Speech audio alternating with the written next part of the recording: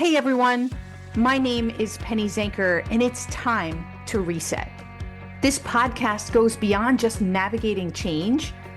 It's about new ways of thinking about how you can approach challenges, how you can shift your mindset when needed, create some space and grace for yourself so that you can rethink, recharge, and reprioritize when and where needed.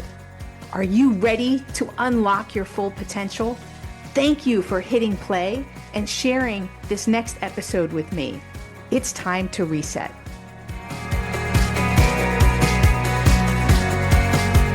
How important is your clarity, your focus, and your well-being? For me, it's everything. And I had been feeling so anxious that it was starting to affect my sleep, and it was affecting my performance and my relationships. And I decided that I had to do something about it. Anxiety doesn't just come from our thinking. It lives in our body. When our body is in a state of activation, our focus drops, our clarity fades, and everything feels harder than it needs to. Can you relate? I'll bet you can. Well, that's exactly why I started using Apollo Neuro. What I notice right away is the moment that the vibration starts, and I feel it in my body, it reconnects me with my body. I slow down. I take a deep breath, and I get intentional. It's made a huge difference in how I feel each and every day.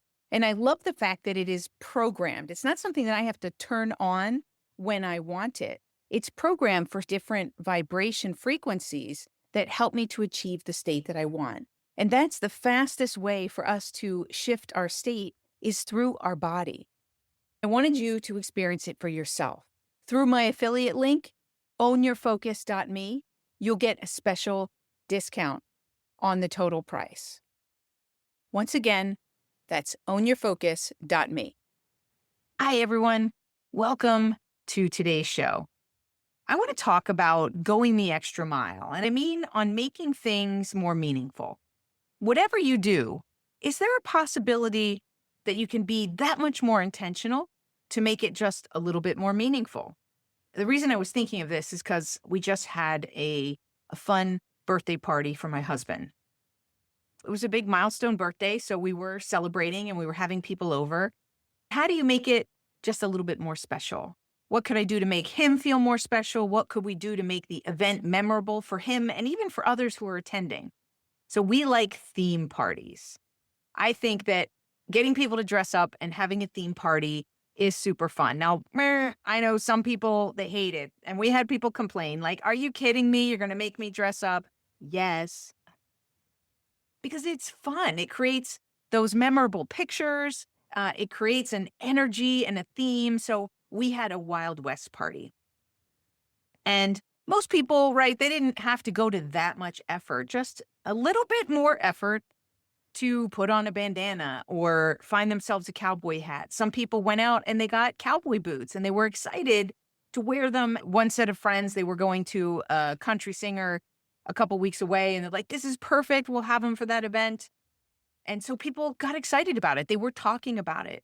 You know, how can we make it that much more special, right? We had one of those things that you can take pictures with. So we had a wanted sign and people could stick their face in and get their pictures taken. So as they came in, we were getting their pictures.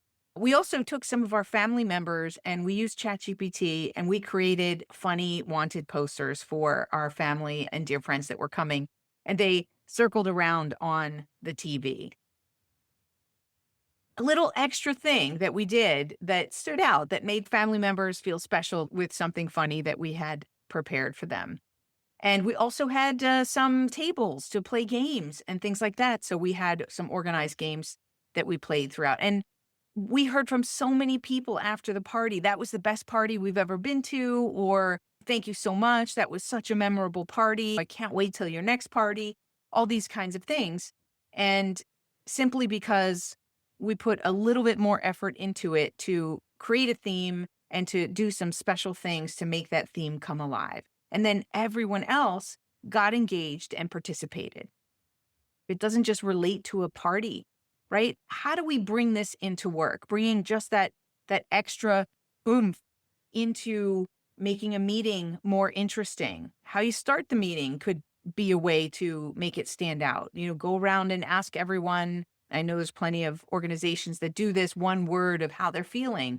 Creates a little bit more meaning and connection to each other. How you close the meeting out might be a way to do that. Maybe you have some fun meetings where everybody shows a picture that was last on their phone. These are different ways to create more connection, more personal connection.